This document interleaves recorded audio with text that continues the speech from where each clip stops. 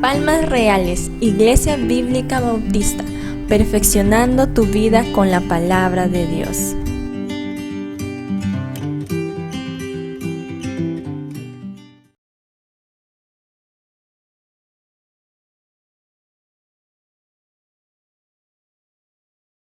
Estamos estudiando los días domingos como ahora los capítulos 13 al 17 del Evangelio de San Juan, y esta serie le hemos titulado Enseñanzas de la Última Noche, porque realmente esta es la última noche de la vida terrenal de Jesucristo, y hoy nos toca ver nuestro tema número 3 que hemos preparado, y nuestro tema número 3 es en dos partes. Como usted puede ver en sus apuntes, dice Odio y amor, primera parte. El próximo domingo, si el Señor así lo permite, estaremos explicando la segunda parte de esto del odio y el amor.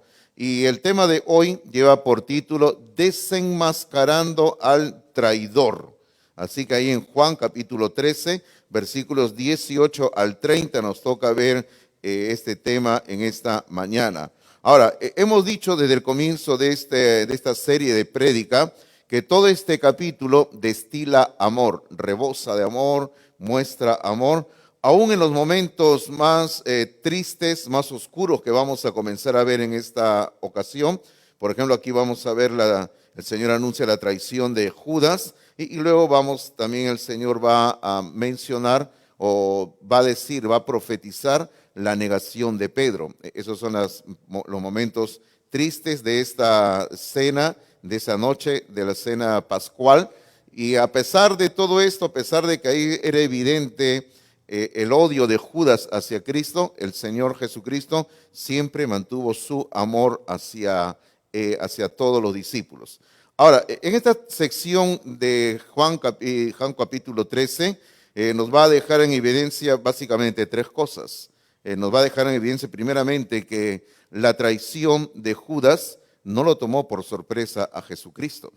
Luego nos va a dejar en evidencia que Jesucristo es 100% Dios. Y luego nos va a dejar en evidencia que Jesucristo sabía quién era el traidor, y ahora ese es el tema de esta mañana. Él va a desenmascarar al traidor.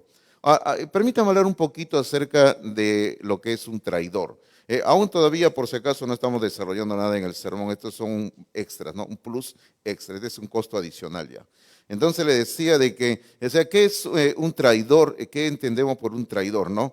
Ahora, una persona que comete el acto de traición se vuelve una persona totalmente despreciable para sus congéneres, para sus compatriotas, para el lugar donde está trabajando, porque todos consideramos que el acto de traición es algo vil, muy bajo que se pueda cometer. Inclusive en algunas culturas, en algunos países, como en nuestro país, se ha establecido que cuando alguien traiciona a su patria, inclusive puede llegar a sufrir la pena de muerte, ¿no? Y ha ocurrido en nuestro país, ¿ah? Si ustedes recuerdan, años ha ocurrido de que se ha fusilado a alguna persona en nuestro país porque cometieron el acto de traición a nuestro país. Pero también en la historia, remontándonos un poquito más atrás, en la historia peruana, para no hablar de otros países, porque podríamos hablar mucho de otros países, ¿eh? A mí mucho me gusta la historia europea, mucho me gusta la historia norteamericana, así que no quiero hablar de esos lugares tan lejanos. Pero le decía de que en nuestro país, por ejemplo, ha habido también una serie de traidores. Yo estaba buscando en internet información sobre traidores en el Perú y salió una lista, pero tan larga como la guía telefónica de antes. Tantos traidores ha habido en el Perú, terrible, ¿eh? Pero solamente para mencionar uno de ellos, nada más. Ustedes recordarán en la historia peruana cuando llegaron los españoles, los hidalgos llegaron, ¿no? Con los españoles, esos hidalgos, ¿no? ¿Ya? Cuando llegaron a la tierra peruana para llevar a cabo la conquista del imperio incaico, ellos encontraron ayuda en un indígena que luego le llamaron Felipillo. Y este Felipillo traicionó a los indígenas de acá, el del Tahuantinsuyo, y él, por ejemplo, tenía un odio hacia el Inca Atahualpa. Y él, cuando servía de intérprete entre los españoles y el Inca, él traducía como quería, él interpretaba como quería, y al final expuso a los españoles contra los incas, y hubo un problema, un conflicto, todo, ¿no? Y también delataba dónde se encontraban ocultas las fuerzas incas también. Así que este Felipillo ha pasado a la historia peruana como un traidor, y qué triste, ¿verdad? Y nadie se llama Felipillo, ¿no? Porque ¿quién quiere llamarse como un traidor? Ahora, en la Biblia también contiene una larga lista de traidores. Como le dije hace un rato, estaba buscando información sobre traidores y encontré en la Biblia de que por lo menos en una base de datos que nosotros manejamos, por lo menos se menciona a grupos o personas que obraron en traición. Hay una larga lista de traidores en la Biblia. Y al igual que hace un momento, solamente le menciono uno de ellos. Por ejemplo, Jeroboam. ¿Quién fue Jeroboam? Jeroboam fue un hombre que a la muerte del rey Salomón, él dirigió una revuelta y le puso a todo el reino en contra. Entonces él llevó a cabo una revuelta y él dividió el reino sencillamente en dos, en Israel y Judá. Y es así como luego el reino poco a poco entró en un fracaso. Pero todo fue a causa de esta revuelta que llevó a cabo este traidor llamado Jeroboam. Ahora, pero el traidor más notorio y el más odiado en toda la historia de la humanidad es sencillamente el personaje de quien vamos a hablar esta mañana, Judas Iscariote. Ahora, Judas Iscariote era un traidor, un hombre terrible, ¿verdad? Ahora, en sí, inclusive, el nombre Judas es un nombre que aparece varias veces en la Biblia. Inclusive hay una epístola que se llama Judas. Y ahora este Judas que escribe la epístola, por si acaso, no es el mismo Judas que comete el acto de traición, es otra persona. Pero inclusive el nombre Judas es un nombre que es bonito, hermanos. El nombre Judas significa alabanza. Mire usted todavía lo que significa, alabanza significa. Ahora, pero el calificativo de Iscariote, su procedencia, de donde él era oriundo, y lo que él hizo lo hace ser una persona detestable. Inclusive alguien en una ocasión yo escuché que decía, yo ni a mi perro le pondría Judas Iscariote. Yo creo que tampoco lo haría, ¿no?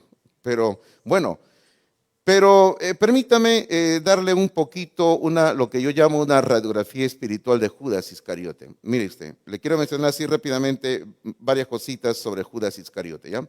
Primero, Judas Iscariote tuvo la gracia divina de andar con Jesús durante su ministerio terrenal. Todos eso lo sabemos nosotros. Él estuvo recibiendo enseñanza de parte de Jesús durante más de 3 años. Ahora, nosotros creemos que Judas Iscariote, antes de estar con Jesús, previamente él estuvo con Juan el Bautista. Así que podríamos decir nosotros que posiblemente Judas Iscariote estuvo recibiendo unos 4 a 5 años de enseñanza constante de la palabra de Dios. Así que fue un hombre que sabía muy bien lo que la palabra de Dios dice en cuanto al Mesías. Lo segundo que le quiero decir sobre Judas Iscariote, para que usted se dé cuenta que este hombre no es tan inocente como algunos tratan de presentarnos, diciendo que él simplemente era un peón, como en el ajedrez, en las manos de Dios, y no es así. Pero lo segundo que le quiero decir es que Judas Iscariote participó en la predicación del Evangelio juntamente con los demás discípulos. Por ejemplo, en cierto momento de su ministerio, Cristo, cuando estaba en Galilea, la gran provincia de Galilea al norte de Palestina, Jesucristo tomó a los discípulos y los puso en grupos de 2 en 2 y los mandó a predicar por diferentes lugares. Y ellos salieron. Ahora, yo no sé quién tuvo la gracia de salir con Judas, ¿no? Pero alguien fue con Judas Iscariote predicando el evangelio a todo lugar. Y cuando ellos regresaron le contaban maravillas a Jesús, entre ellos Judas. Le decían, Señor, aún en tu nombre los demonios se nos sujetan. En tu nombre hemos hecho sanidades, en tu nombre personas se han salvado. Así que hubieron personas que a través de los labios de Judas escucharon el mensaje de la palabra de Dios. Ahora quizás usted diga, pero ¿cómo puede ser posible eso, pastor? Que alguien puede escuchar el mensaje de salvación de los labios de Judas Iscariote y aún ser salvos. Es que la palabra de Dios es viva. La palabra de Dios no tiene muchas veces que ver con el hombre, sino que la palabra de Dios actúa sola por el poder de Dios. Pero lo tercero que le quiero decir es que aun cuando Judas estuvo andando con Jesucristo, con Juan el Bautista, estuvo predicando el evangelio, lo tercero que le quiero decir de Judas es que tristemente este hombre nunca entregó su alma a Cristo Jesús. Ahora, eso le puede suceder a muchas personas. Pueden estar viniendo a la iglesia, pueden estar asistiendo todos los domingos, pueden estar participando en las clases que tenemos, pero usted puede andar con nosotros, pero de repente usted nunca entrega su alma a Cristo Jesús. Y así que Judas Iscariote hizo eso, nunca entregó su alma a Cristo Jesús. Ahora, la razón, y esto es lo cuarto que quiero decir sobre esta radiografía espiritual que estoy dando de Judas Iscariote, es la razón por la cual Judas seguía a Cristo, no es porque Judas había encontrado en él una enseñanza de la palabra de Dios. Ahora, Judas no seguía a Cristo porque Cristo era un gran maestro de las Escrituras y Judas estaba aprendiendo de la palabra de Dios. Eso no es en sí la razón. Judas Iscariote tenía el problema de la avaricia. Era un avaro. Era un hombre que estaba siempre viviendo solo por el dinero. Ahora, ¿cómo lo sabemos? Porque la Biblia, aquí en el Evangelio de San Juan, menciona también explícitamente que Judas era el tesorero del grupo de apóstoles. Ahora, claro, no utiliza la palabra tesorero, pero dice Judas era el que llevaba la bolsa, o sea, la bolsa del dinero. Pero Judas era, ¿qué cosa dice la Biblia? ¿Qué cosa era Judas? Era ladrón, ¿no? Tenía uñas largas, metía y sacaba dinero, ¿no? Recibían dinero, metía y para mi bolsillo, un poco para acá. Ese Judas era un ladrón, era un avaro. Ahora, el problema de Judas Iscariote es que él solamente tenía el concepto que cuando el Mesías viniera, y Cristo es el Mesías, iba a establecer un reino político, un reino global que iba a controlar las naciones. Y según las profecías del Antiguo Testamento, este reino que el Mesías va a establecer, va a hacer que la tierra produzca grandes cantidades de recursos, materiales, gran cantidad de animales, comida. Hermano, va a haber muchas riquezas, bastante. Entonces Judas Iscariote comenzó a sacar su cuenta. Ok, si Jesucristo es el Mesías y yo soy uno de los apóstoles, entonces yo voy a ocupar un lugar de privilegio dentro de la estructura política de este reino. Así que me estoy asegurando mucho dinero. Así que Judas por eso estaba siguiendo a Cristo. Ahora, y usted dirá, entonces ¿por qué lo traicionó a Jesús si Judas pensaba que Cristo era el Mesías y iba a tener dinero de él? Porque Judas, por lo visto, no aceptaba las profecías de que el Mesías tenía que morir. Hermano, la palabra de Dios enseña textualmente de que el Mesías tenía que morir antes de llegar a gobernar en la tierra, antes de ser el rey de este planeta Tierra. Eso enseña las Escrituras. Ahora, los judíos, como pueblo, no querían aceptar eso. Ellos rechazaban eso. Y Judas también lo rechazaba. Entonces, cuando Jesús, el Mesías que había venido para establecer el reino, anuncia que él va a morir, entonces Judas comenzó a decir, ok, me he equivocado. Este no es el que yo pensaba. Este no es el Mesías que yo quería. Este Mesías, mire usted cómo pensaba Judas, ¿eh? Este Mesías no se ajusta a lo que yo espero, a lo que yo quiero. Y ahí vamos aprendiendo algo. Dios no siempre va a cumplir nuestras expectativas personales. Porque a veces nosotros nos hacemos ciertas ideas de cómo es Dios, ¿verdad? Algunos tienen cierta imagen de cómo es su Dios, de ellos, nada más. Pero usted no tiene que buscar a su Dios, usted tiene que buscar al Dios de la Biblia. Entonces Judas Iscariote, al ver que Jesucristo había anunciado su muerte, él dijo, me he equivocado, así que mejor lo voy a vender y gano algo de dinero. Eso fue lo que él pensó, sencillamente. Y eso fue lo que hizo. Ahora, y lo quinto y último que le quiero decir sobre Judas Iscariote esta mañana es que el relato de la historia de Judas en la Biblia es un relato trágico, es una historia triste que nos muestra las profundidades del alma, del corazón del ser humano, cómo se puede hundir cada vez más cuando se aleja de Dios. Usted dirá esta mañana, pero bueno, eso le ocurrió a Judas Iscariote. Eso le puede ocurrir a cualquier ser humano cuando se aleja de Dios. Ahora, vamos a entrar al tema de esta mañana, sí, porque el tiempo se me acaba, el tiempo corre muy rápido acá y Esta mañana el sermón lo hemos preparado en 4 partes, así que espero correr esta mañana para poderlo explicar todo. Pero lo primero que quiero hablar esta mañana, número 1, es la traición profetizada. Estamos en el capítulo 13 de San Juan, en el versículo número 18, dice así. Jesucristo está hablando acá, luego de que él ha lavado los pies a los discípulos. Todavía no lleva a cabo la institución de la cena del Señor que nosotros conocemos, así que están en las previas, digámoslo así. Pero en el versículo 18 dice: no hablo de todos vosotros, yo sé a quienes he elegido. Y ahora, mire usted lo que dice a continuación el mismo Señor Jesucristo en este versículo 18, dice: más para que se cumpla la Escritura. Ok, Cristo ahora está haciendo apelación a lo que dice la Escritura. ¿Y qué es lo que dice la Escritura? Dice: el que come pan conmigo levantó contra mí su calcañar. Ok, vamos a las notas para avanzar así. Ok, dice: el Señor Jesucristo, como Dios omnisciente, estaba plenamente consciente de quién le iba a traicionar. No fue algo que lo tomó por sorpresa. Ahora, un año antes, según la cronología de la vida de Cristo, un año antes, el Señor Jesucristo había ya anunciado que entre ellos había un traidor. Mire usted lo que dice, si usted es rápido con la Biblia, en este mismo Evangelio de San Juan, en el capítulo 6, cuando Cristo ha obrado el gran milagro de alimentar a las multitudes, al comienzo del capítulo número 6. Entonces, ahora Cristo, en el capítulo 6, ha dado la tremenda enseñanza de que Él es el pan de vida, y Él va a decir: tienen que comer mi carne y tienen que beber mi sangre. Entonces, cuando escuchan esto, muchos de sus discípulos lo abandonaron, y ahí en el capítulo 6 de San Juan, observe por favor lo que dice el versículo 70 y 71. Dice: Jesús les respondió: no os he escogido yo a vosotros los 12, y uno de vosotros, ¿qué cosa es? Diablo. Uno de ustedes es diablo. Tremendo calificativo, ¿verdad? Ahora, y el versículo 71 dice, hablaba de Judas Iscariote, hijo de Simón, porque este era el que le iba a entregar y era uno de los 12. Así que el Señor Jesucristo, un año antes de su muerte en la cruz, estaba anunciando que entre ellos había un diablo. Ok, entiéndase la palabra diablo como sinónimo de enemigo. Había un enemigo acá hay un enemigo, dice, entre ustedes. Y Cristo se estaba refiriendo a Judas Iscariote.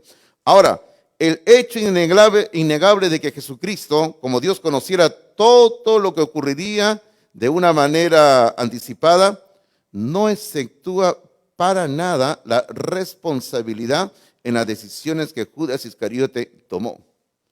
Porque ninguno de nosotros, haciendo una referencia así muy lejana a lo que nuestro insigne poeta peruano César Vallejo dijo, ninguno de nosotros es simplemente una marioneta o unos dados en las manos de Dios sin que tengamos criterio para tomar decisiones, o nosotros no somos, vamos a decir, inocentes por lo que hagamos y podamos decir: yo no sabía lo que Dios quería que yo haga, yo solamente hice lo que hice porque Dios me hizo que yo lo haga. Y no es así. Judas Iscariote era responsable de sus acciones. Ahora, él estaba completamente advertido de lo que podría ocurrir si él seguía el camino de la traición. Pero sigamos en orden por lo que estamos hablando, y podemos decir, número 2 en sus notas, que unos 1000 años antes, David, el rey David, había profetizado de esta traición. Ahora, si usted quiere ir conmigo rápidamente a la Biblia, vaya conmigo al libro de los Salmos, capítulo número 41, Salmos 41, por favor, donde vamos a encontrar la primera mención que el rey David hace a la traición de Judas Iscariote.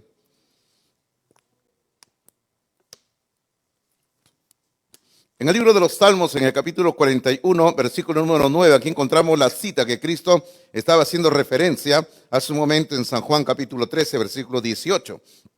En el Salmo 41, 9 dice: aún el hombre de mi paz, en quien yo confiaba, el que de mi pan comía, ¿qué hizo? Alzó contra mí el calcañar. Ahora, el calcañar o golpear con el calcañar es un golpe que se da con el talón. Es un golpe inesperado en forma traicionera. Y eso es lo que está diciendo aquí. Esta persona en quien yo estaba confiando, en quien yo andaba, teníamos una buena relación, de un momento a otro me traicionó dándome un golpe con el calcañar, con el talón. Ahora, en el mismo capítulo el mismo libro de Salmos, capítulo 55, aquí aún va a ser más detallado cómo se va a explicar la traición que en su momento David sufrió y que por el contexto se entiende que se está refiriendo proféticamente al Mesías, a lo que el Mesías sufriría o sufrió en este caso.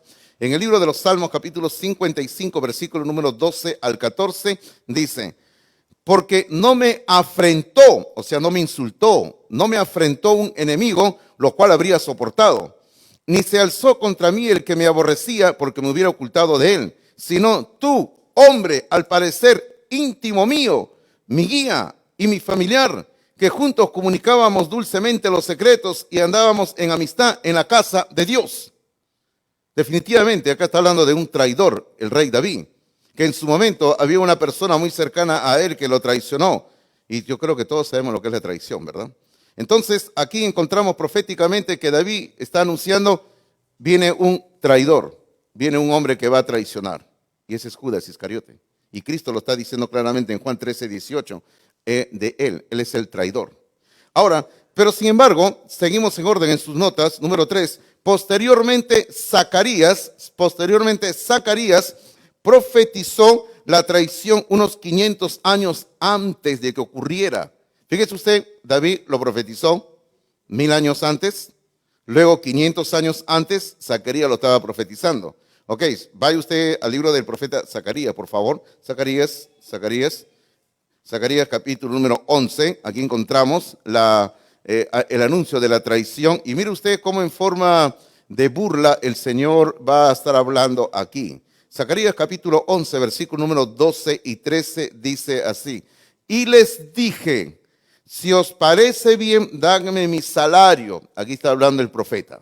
El profeta le está hablando ahí a la persona, le dice: si a ustedes les parece bien, deben mi salario, lo que merezco yo por mi trabajo, dice, ¿ya? Y si no, dice versículo 12, dejadlo. Y pesaron por mi salario. ¿Cuánto pesaron? Dice, 30 piezas de plata. ¿No se le hace conocido ese monto? 30 piezas de plata, ¿no? Ahora, ahí no queda todo, sino que el versículo 13 dice: y me dijo Jehová, o sea, ¿qué vas a hacer? ¿Qué vas a hacer con ese dinero? Échalo al tesoro. ¿A dónde? O sea, regrésalo, llévalo a la casa de Jehová, a la caja de las ofrendas, ahí al tesoro, échalo, le dice, échalo al tesoro, dice. Ahora, mire cómo en forma de burla Dios habla del desprecio que el pueblo estaba teniendo hacia Dios. Dice: hermoso precio con que me han apreciado. Aquí está hablando Dios, no el profeta. Y Dios dice: hermoso precio con el que me han apreciado. O sea, a mí me han puesto que yo valgo 30 piezas de plata. Dios está diciendo eso. Y eso justamente fue el monto que Judas recibió por Jesucristo. Y luego al final del versículo 13 dice que hace el profeta, obediente al mandato divino, dice: y tomé las 30 piezas de plata y las eché en la casa de Jehová al tesoro. Y eso es justamente lo que Judas hizo.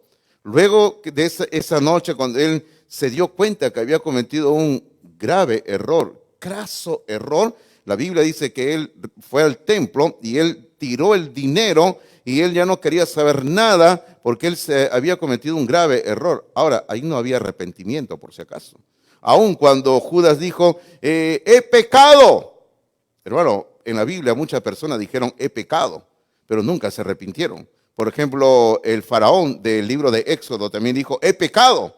Pero decir he pecado no implica que uno está pidiendo perdón y no implica que uno se está sometiendo al señorío de Dios. Y eso no hizo Judas, sino que Judas a las finales terminó quitándose la vida a sí mismo. Pero bueno, esto fue lo que había anunciado ya el profeta 500 años antes. Pero sigamos en orden, por favor, en sus apuntes. En el punto número 4 dice, el papel de Judas en el plan divino no era ajeno a su propio deseo. No fue un robot. O sea, no fue algo mecánico. Dice, no fue un robot programado para traicionar a Jesús contra su voluntad. Judas escogió hacer lo que hizo libremente, era completamente responsable de sus actos. Él era responsable de sus actos, queridos hermanos. Judas no fue, como estábamos diciendo ahora, una marioneta sin poder tomar decisiones propias en las manos de Dios. Judas no era una marioneta en ese sentido. Ahora, el Señor Jesucristo durante su ministerio estuvo enseñando, estuvo predicando, le advirtió vez tras vez a Judas en sus enseñanzas, porque Judas andaba con Cristo, para que Judas pueda reflexionar del error que iba a cometer. Entonces, a pesar de que Cristo enseñó, a pesar de que Cristo predicó, a pesar de que Cristo advirtió directamente sobre el juicio que le vendría al traidor, Judas sencillamente endureció su corazón y se negó a arrepentirse. Ahora, alguien dirá, pero ¿cómo puede ser posible esto? Sí es posible. Personas están expuestas a oír el mensaje de Dios semana tras semana, mes tras mes, año tras año, y pueden vivir y vivir y vivir cerrando su corazón a la influencia del Evangelio de Dios en sus vidas. Y tristemente pueden morir así y pasar una eternidad sin Dios. Y eso fue lo que le ocurrió a Judas. Él sencillamente rechazó ese mensaje de amor que Cristo le estaba dando hasta el último momento. Lo segundo del sermón de esta mañana es la traición anunciada. Una cosa es que estaba profetizada en las Escrituras y ahora Cristo lo va a anunciar directamente a sus discípulos. En el capítulo 13 de San Juan, los versículos 19 al 21, vamos a encontrar esto que estamos hablando ahora. Pero vamos por parte. El versículo 19 dice: desde ahora los digo antes que suceda, para que cuando suceda creáis que yo soy. Ok, Cristo le estaba diciendo a los discípulos: va a ocurrir la traición, va a ocurrir la traición. Ahora, pero acá hay algo precioso en este versículo 19. ¿Eh? ¿Qué es lo precioso? Que Cristo le está diciendo, para que cuando ocurra, ustedes crean que yo soy. ¿Qué es lo que les estaba diciendo? Ustedes tienen que saber que la traición va a ocurrir. Y ustedes no piensen que a mí me está agarrando de sorpresa. Yo sé lo que va a ocurrir, dice Cristo. Pero ustedes tienen que saber que cuando la traición ocurra, ustedes tienen que estar convencidos de que yo soy. ¿Y quién es yo soy, hermanos? Dios, Jehová. Así que lo que Cristo le estaba diciendo es, ustedes tienen que tener la plena certeza de que aún a pesar de que me van a traicionar esta noche, yo soy Dios. Eso es lo que les está diciendo. Ahora, vamos a las notas, por favor. En el punto número 1 en su nota dice, lo que Jesús tenía por propósito al anunciar la traición de Judas era no perturbar la fe de sus discípulos. O sea, sencillamente, ustedes no vayan a desanimarse, porque va a ocurrir la traición. Número 2, dice, cuando sucediera la traición para que ellos sigan creyendo que Él es el gran yo soy. De esta manera queda reafirmada su omnisciencia, una palabrita un poquito difícil de digerir, ¿no? Omnisciencia y deidad.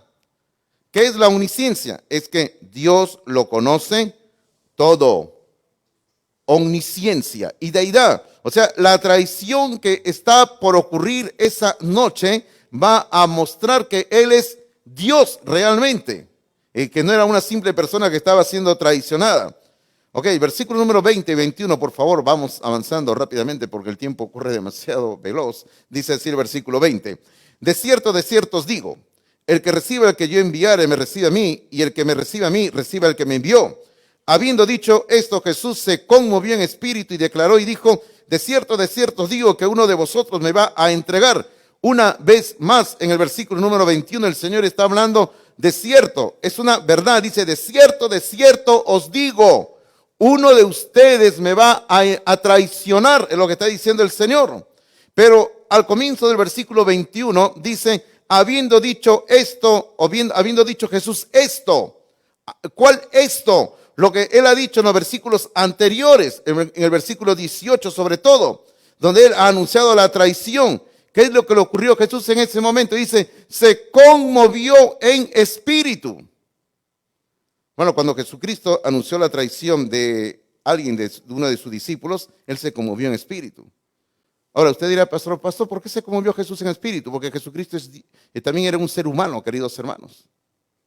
Y como ser humano, él también sentía ciertas cosas que nosotros como seres humanos sentimos en nuestro corazón en ciertos momentos. Ahora, pero ahí está la pregunta en sus notas, dice, ¿qué es lo que conmovió al Señor? La ingratitud de Judas ante toda la bondad que Jesús le había demostrado. Ok, lo que Judas estaba haciendo y estaba por terminar esta noche, demostraba totalmente una ingratitud hacia Jesucristo. Hermano, y Jesucristo, y vuelvo a repetir que durante todo su ministerio le había mostrado a Judas, a pesar de que Jesús sabía que él era el traidor, le había demostrado sencillamente amor y amor, nada más. Ahora, Jesucristo había demostrado un amor hacia Judas y había un amor no correspondido de parte de Judas Iscariote. ¿Cuántos seres humanos hoy en día no responden al amor de Dios de una forma positiva? Hermano mío, también la presencia de Satanás en esa noche, porque Satanás estaba ahí presente en ese lugar, Satanás en persona estaba presente, estaba trayendo una acción en el corazón de Judas que pronto tomaría el control del corazón de Judas Iscariote. Y este control que Satanás tomaría de la vida de Judas, sencillamente llevaría a que Judas tuviera un destino terrible, lejos de Dios, en el infierno por toda la eternidad donde se encuentra en estos momentos. Queridos hermanos, no es para nosotros tampoco una sorpresa de que entre los invitados, por decirlo así, entre comillas, de esa noche, se encontraba Satanás. Satanás estaba presente en esa noche. El mismo Satanás en persona. Ahora, nosotros sabemos que en todo lugar hay demonios, ¿verdad? Yo sé que por acá hay demonios. No lo digo por ustedes, por si acaso, queridos. En ninguna manera, por favor. No lo digo por ustedes. No me malinterpreten, por favor. Ya, pero en todo lugar hay demonios, queridos hermanos. Pero Satanás no puede estar presente en todo lugar, por favor, ¿sí o no? Porque el único que puede estar presente en todo lugar al mismo tiempo es Dios. Pero Satanás no puede estar en todo lugar. Satanás, ¿dónde se encuentra en este momento? Yo no sé, estará por ahí andando, no sé. Espero que no esté aquí metido. Pero esa noche, en el aposento alto donde el Señor estaba reunido con sus discípulos, Satanás en persona se encontraba ahí presente en ese momento. Y todo esto estaba trayendo que el Señor estaba ahí en una lucha espiritual en su corazón, porque estaba presente el rey de las tinieblas. Ahora, lo tercero del sermón de esta mañana, por favor, así vamos avanzando. Lo tercero, la sorpresa de los 12. Los 12 ante el anuncio que Jesús está haciendo, y sobre todo al final del versículo 21, mire usted lo que dice, ¿no? El Señor dijo, uno de ustedes me va a entregar. Hermano, esto trajo ya una sorpresa. Es una sorpresa, queridos hermanos. Entonces los versículos 22 al 25 dice así. Entonces los discípulos se miraban unos a otros, dudando de quién hablaba. Y uno de sus discípulos, al cual Jesús amaba, estaba recostado al lado de Jesús. A este pues hizo señas Simón Pedro para que preguntase quién era aquel de quien hablaba. Él entonces, recostado cerca del pecho de Jesús, le dijo, Señor, ¿quién es? Ahora, este discípulo que estaba aquí, que era el más joven de todo el grupo, según lo que nos dicen en otra parte de las Escrituras, era ni nada menos que el autor de este evangelio, Juan, el apóstol Juan. Juan estaba cerca de Jesús. Ahora, en este famoso cuadro de Da Vinci, La Última Cena, es donde sale esa famosa parte donde Juan está apoyando su cabeza en el pecho de Jesús, porque ha tomado literalmente lo que dice aquí el versículo 25, donde dice que estaba recostado cerca del pecho de Jesús, cerca, no en el pecho de Jesús por si acaso. Ahora, lo que ocurre es que hay que ver cómo se comía en esos tiempos. En esos tiempos no se comía como nosotros comemos, por si acaso. Nosotros hoy en día ponemos una mesa, ponemos sillas y nos sentamos y todos estamos sentados así alrededor, ¿verdad? Aunque algunos tienen la costumbre de llevarse la comida a la cama y están echados en la cama, yo no sé cómo pueden comer en la cama, ¿no? Bueno, algo así era en ese entonces. Ellos colocaban lo que podríamos decir una mesita, vamos a decir, de diferentes tamaños. En este caso tenía que ser una mesa más larga porque eran tantas personas, los 12 apóstoles y Cristo, y estaban ahí. Entonces ellos colocaban una mesita, vamos a decir, como de la altura de nuestra banca, digamos, así baja donde usted está sentado. Entonces las personas venían y se sentaban en el suelo. Colocaban algunos cojines y estaban sentados en el suelo alrededor de esa mesita.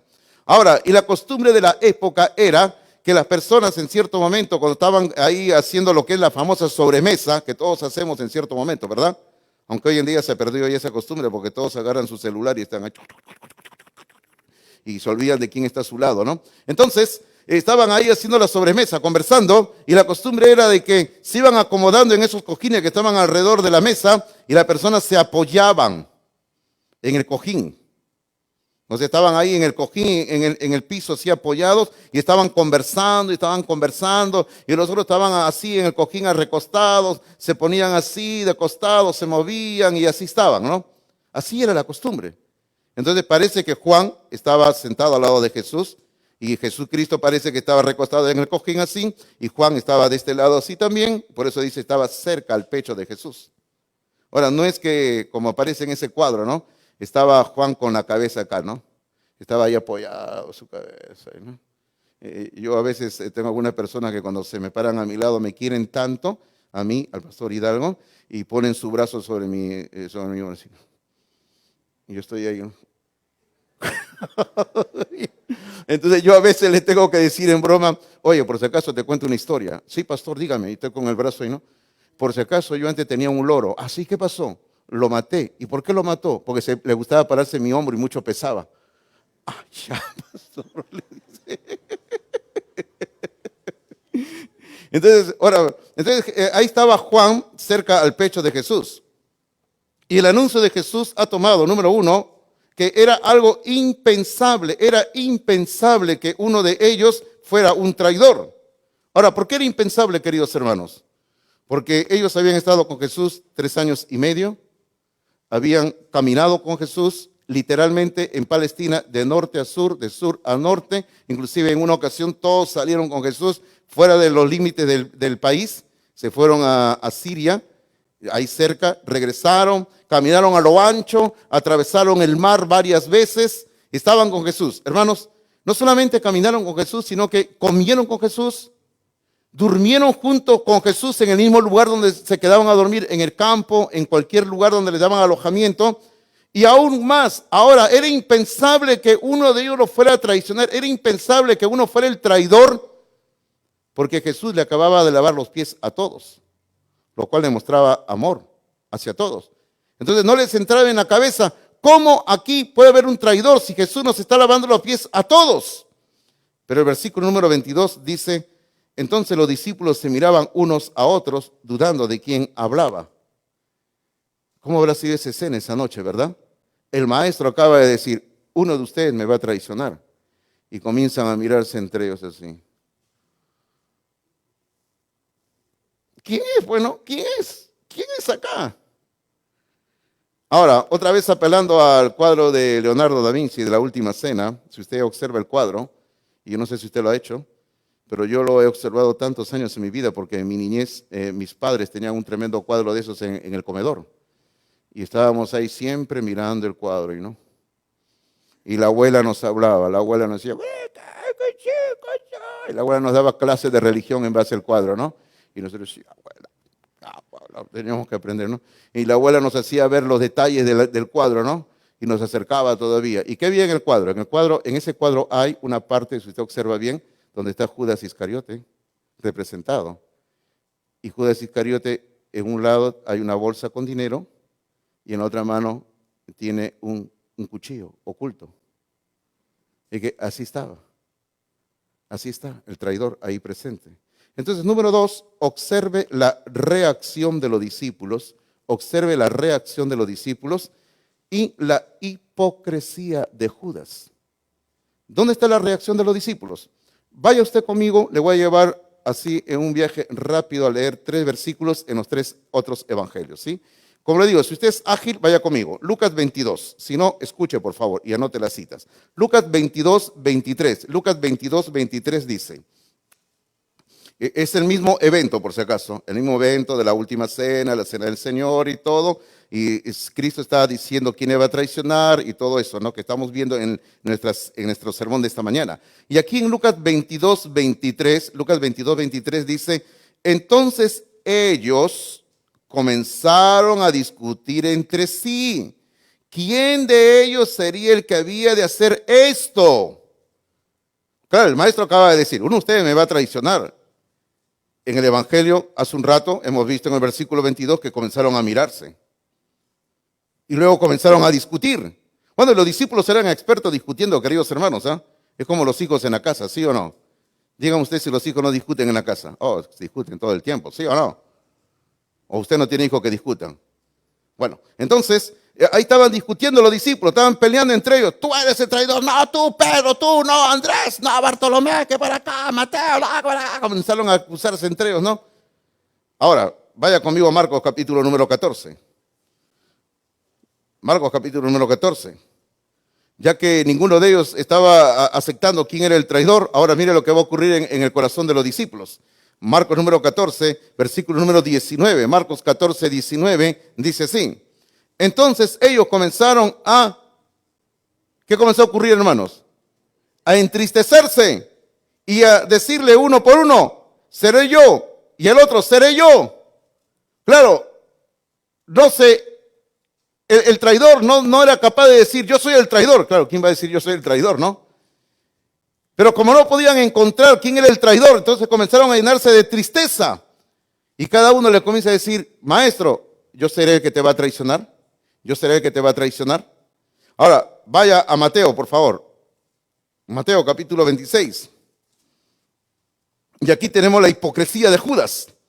Porque Judas era hipócrita. Mira lo que dice Mateo capítulo 26, versículo número 25. Entonces, respondiendo Judas, el que le entregaba, dijo, soy yo maestro. Soy yo maestro. Y claro, aquí se nos adelanta un poco Mateo en el relato y qué cosa le dijo el Señor, tú lo has dicho, ¿no?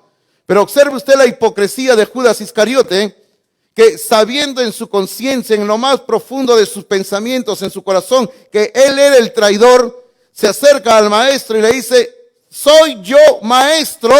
Era un ser hipócrita. Entonces, en sus apuntes, por favor, punto número 3, dice, aquí hay una lección general, o sea, para todos.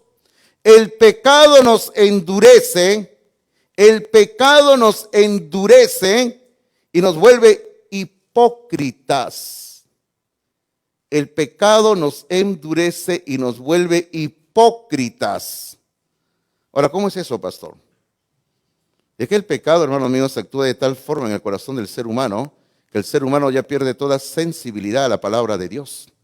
Cuando el hombre está pecando, pierde sensibilidad a la palabra de Dios y eso lo vuelve un ser hipócrita. O sea, va a aparentar que todo está bien, sonríe, viene a la iglesia, como le digo, tomando ese asunto, ¿no? Viene a la iglesia con su Biblia, bien vestidito, como el pastor Hidalgo, con su corbatita, con su saco, sonríe, abre su Biblia, dice queridos hermanos, ¿no? ¿Ya? Pero sencillamente es un hipócrita, porque el pecado tiene esa cualidad de endurecer el corazón del ser humano. Ahora, observe, por ejemplo, hay una parejita, un matrimonio, no sé su apellido, pero solo sé que se llaman Ananías y Zafira. Ustedes pensaban que les iba a hablar de alguien de aquí, ¿no? Yo lo noté, yo conozco a los seres humanos. Y cuando dije hay una parejita, un matrimonio, ustedes los que estaban durmiendo se despertaron. ¿De quién va a hablar el pastor? Dijeron, ¿no? Yo conozco los seres humanos. Una vez yo también fui así ser humano también, ¿ya? Entonces, hermano mío, entonces ¿qué esta parejita, Ananías y Zafira? La historia de esta pareja aparece en el libro de Hechos, en el capítulo número 5. Solamente lo menciono, no voy a ir ahí a leer nada en esta mañana. Pero esta parejita le habían hecho una promesa a Dios de darle todo el producto de la venta de una propiedad, de un terreno. Ahora, el asunto, hermano, no era que se trataba del dinero, sino de que uno cumpla con su palabra. Entonces, si tú le prometes algo a Dios, tienes que cumplirlo. Entonces, esta parejita vendieron y cuando vieron el dinero en mano, dijeron, oh, es mucho para darle a Dios. Dios no necesita tanto dinero. Además, Pedro está muy gordo y no le vamos a dar tanto dinero, ¿ya? Y como el pastor Hidalgo está muy gordo. El pastor Martín sí está flaco, dice, ¿no? Ya. Entonces no vamos a darle tanto dinero. Le hemos prometido dar todo, pero vamos a quitar una parte. Ahí estaba el problema. Que ellos habían prometido dar todo, pero quitaron una parte. Y cuando usted sabe la historia, viene primero Ananías y Pedro le dice, Ananías, ¿esto es todo? ¿Es una palabra? Sí, sí, es todo, Pedro, que para acá. Allá se cayó muerto. Corazón endurecido, hipócrita. Viene luego la esposa y también lo mismo. Zafira, ¿eso es todo? Sí, Pedro, eso es todo. Y todavía estamos dando más todavía, Pedro, por si acaso. Y la Biblia dice que cayó muerta en ese momento. El pecado endurece el corazón y el pecado vuelve hipócrita a la persona que está viviendo en pecado. Eso fue lo que ocurrió con Judas Iscariote. Lo cuarto y lo último de esta mañana en el sermón, por favor. Ahora volvamos a Juan capítulo 13. Jesús se dirige al traidor. Ahora Jesús va a encarar directamente al traidor. Versículo número 26 al 30. Pero mire usted, antes de leer el versículo 26, le quiero decir lo siguiente. Que da la sensación, antes de leer el 26, da la sensación de que ninguno de los presentes allí en la mesa pudieron entender o no pudieron oír lo que Jesús le dijo a Judas. Da esa sensación. Porque el versículo 26 dice así. Respondió Jesús. Ok, ya que ustedes quieren saber quién es, ya, el traidor dice. Respondió Jesús. A quien yo diere el pan mojado, aquel es. Y mojando el pan lo dio a Judas Iscariote, hijo de Simón. En una ocasión una persona que había leído esta parte de la Biblia, hablando conmigo, me decía, ay, ¿cómo Jesucristo lo trató así al pobre Judas? ¿Cómo así? Le digo. Claro, pastor, le dio pan mojado. ¿Y qué tiene? Le digo. Yo, cuando mi perro pide, le doy un pedazo de pan mojado. Ay, Señor. Ahora, no solo le damos pan mojadito al perrito, también a los bebitos, ¿sí o no? Uno agarra un pedacito de pan, lo moja un poquito de leche y le da al bebé, ¿sí o no? Entonces, no solamente al perrito se le da pan mojado. Pero observe por favor y entienda que estamos en un libro que se escribió hace 2000 años, en unas circunstancias, en una cultura totalmente distinta a la nuestra. Y en una cena, cuando se le daba pan mojado, o sea, el anfitrión, el que estaba dirigiendo la reunión, en este caso Jesús, el anfitrión tomaba la copa y tomaba un trozo de pan y lo mojaba y se acercaba a uno de los presentes y se lo daba en su boca. Hermano mío, ese era un detalle muy especial en esa cultura. O sea, no hay que entenderlo desde nuestra cultura en el siglo XXI, hay que entenderlo en la cultura de aquel entonces. Era un detalle muy especial. Es como que usted llega a una reunión que le han invitado, están ahí. Ahora, y usted llega y bueno, y usted se sienta, toma asiento, ¿no? Pero, por ejemplo, sería vergonzoso que usted llegue y dice, ¿dónde está el cumpleañero? Ahí está, yo me voy a sentar a su lado. Me siento a su lado. Y luego el cumpleañero le dice, oye, puedes irte más allá que acá se va a sentar otra persona. Ay, qué vergüenza sería, ¿sí o no? Pero supongamos que usted llega a una reunión y usted es una persona, bueno, que tiene cierto vínculo muy especial con el homenajeado, la homenajeada. Y usted llega y el que está siendo homenajeado le llama a usted. ¡Hey, fulano! Vente, siéntate acá a mi derecha, a mi lado. Y todos entienden que a usted le están dando una posición especial en la reunión, ¿sí o no? Así es. Por ejemplo, cuando yo voy a una comida donde me llevan todo, yo siempre pido que otra persona se siente a la cabeza de la mesa, que otra persona se siente. Y usted dirá, ¿pero por qué, pastor? Si usted es el pastor, ¿sabe por qué lo hago? Porque el que se sienta a la cabeza de la mesa, paga la cuenta. Así que ya sabe cuando salga conmigo, ¿ah? Hoy es el día del pollo a la brasa. Si usted me quiere invitar pollo, no me opongo, ¿ya? Pero usted se va a sentar a la mesa, a la cabeza de la mesa, ¿ya? Porque usted quiere que pague la cuenta. Yo no voy a pagar la cuenta, por si acaso, ¿ya? Entonces, el Señor le había dado un trozo de pan a Judas Iscariote y de esa manera estaba identificándolo como el traidor. Ok, ahora sigamos avanzando. Número dos en sus notas. Ya, no, pero número uno sería, ¿no? Pero número uno sería. En el punto 4, punto número 1, dice, las tinieblas toman el control del corazón de Judas.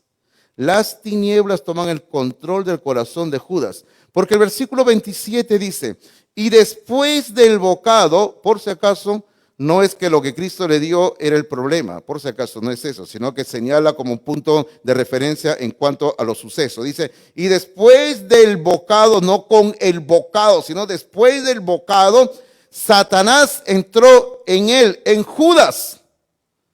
Satanás entró en Judas.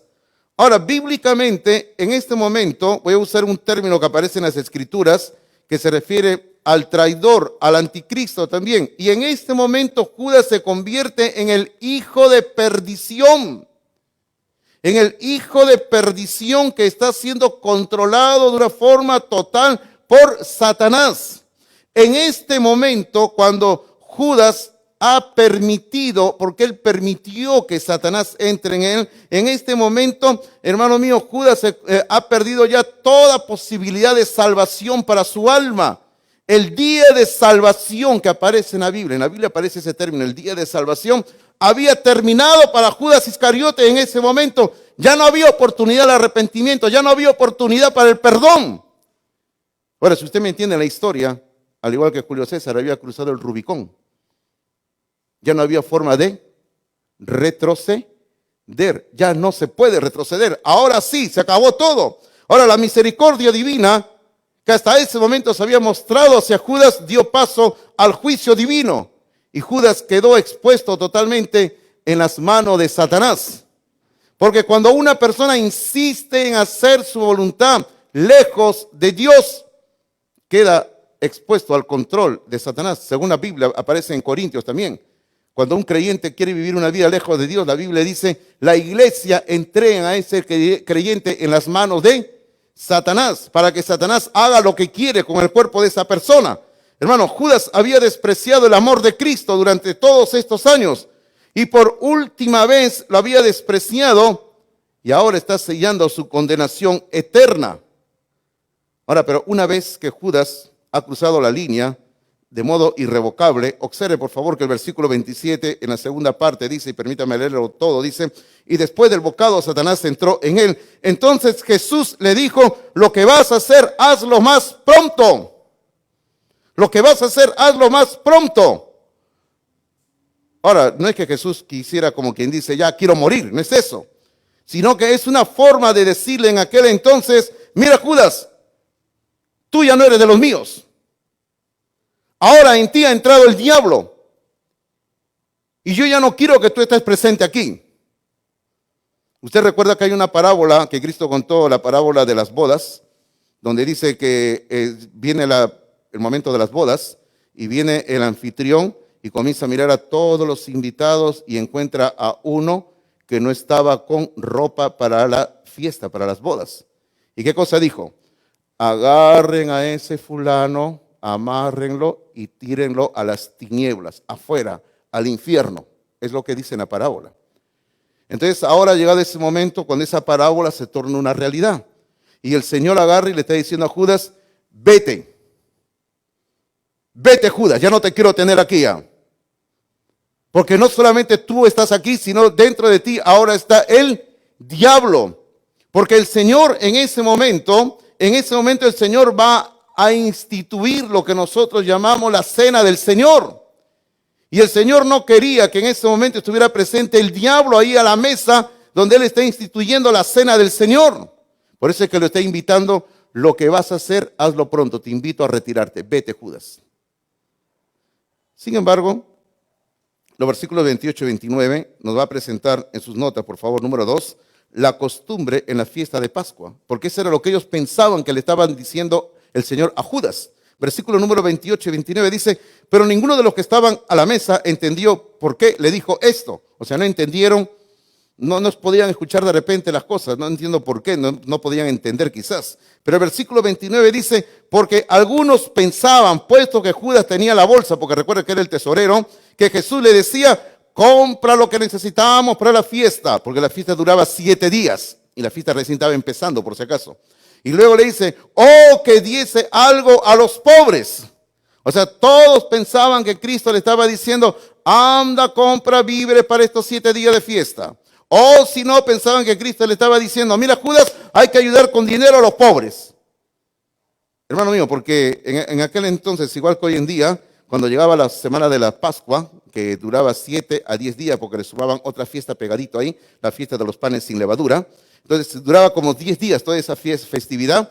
Entonces durante esos 10 días de fiesta nacional, todos tenían una actitud en su corazón como lo que nos ocurre a nosotros aquí cuando llega Navidad. Nos entra el espíritu navideño, ¿verdad? Y no es malo por si acaso, a mí también me entra el espíritu navideño. A mí me entra el espíritu navideño, pero a la inversa.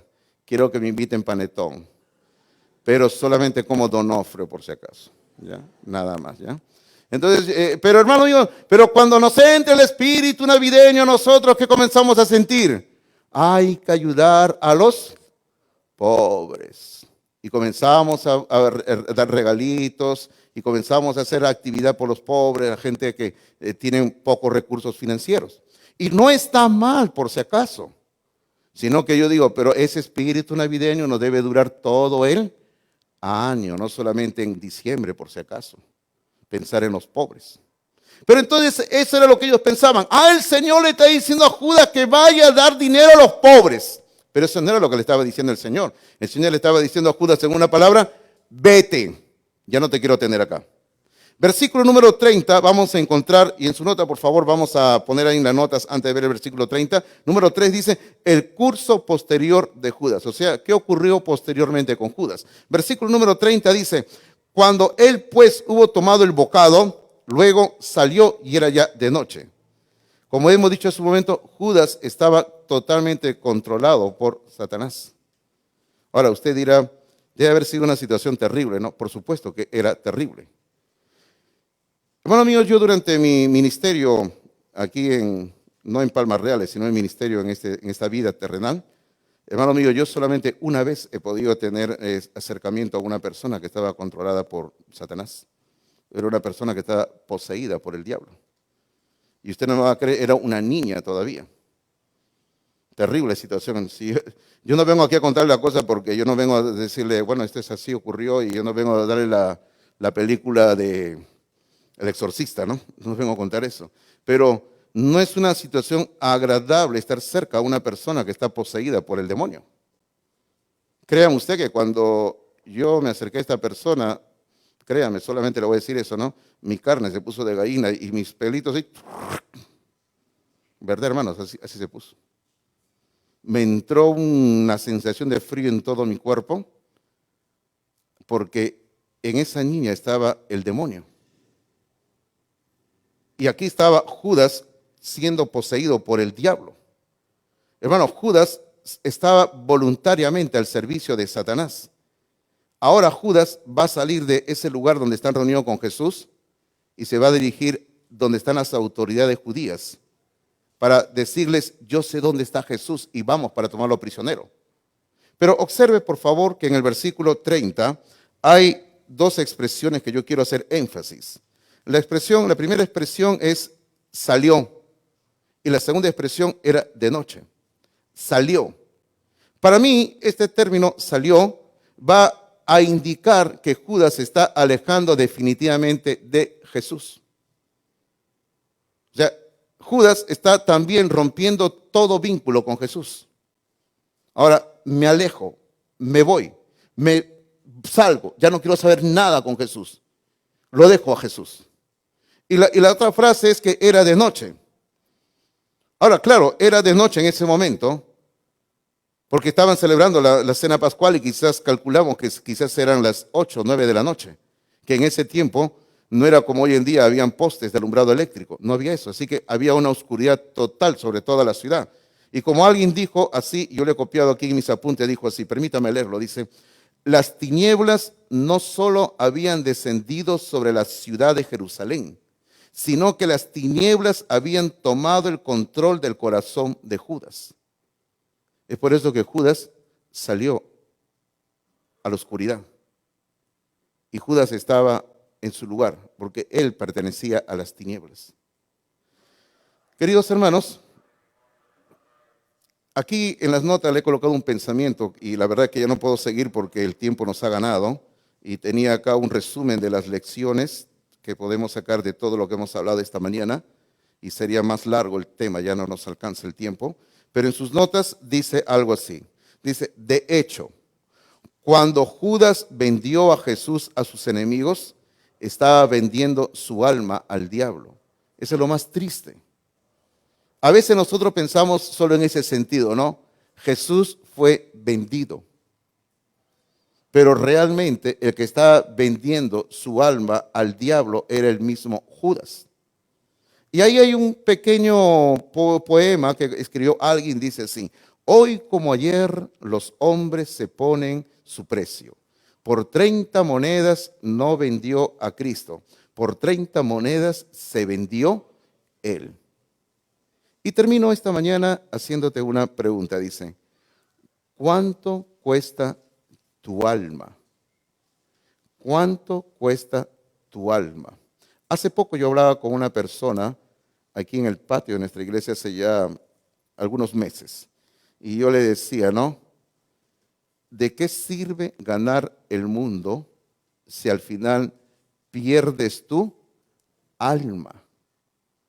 Porque esta persona está teniendo éxito material, está siendo una persona bendecida en todo lo material, está teniendo dinero, está teniendo fama y llega acá a la iglesia. Ustedes, ¿quién es pastor? No les voy a decir quién es, lógico, ¿no? Y yo conozco a esta persona de muchos años y está haciéndose una buena empresa aquí en nuestro país. Entonces yo le decía, pero ¿de qué te sirve ganar tanto dinero, ganar fama? ¿Y de qué te sirve estar en un círculo donde puedes escribir libros? ¿De qué te sirve, le digo, tener un doctorado y estarte apuntando a otro doctorado? ¿De qué te sirve todo eso si al final de tu vida pierdes el alma? Claro, la persona, conversábamos todo, pero todavía es una persona joven, pero sencillamente me dice que tengo que aprovechar la vida. Pero ¿de qué sirve vivir una vida lejos de Dios? ¿De qué sirve? Por eso te pregunto, ¿no? ¿Cuánto cuesta tu alma? ¿A cuánto le vendes tu alma al diablo?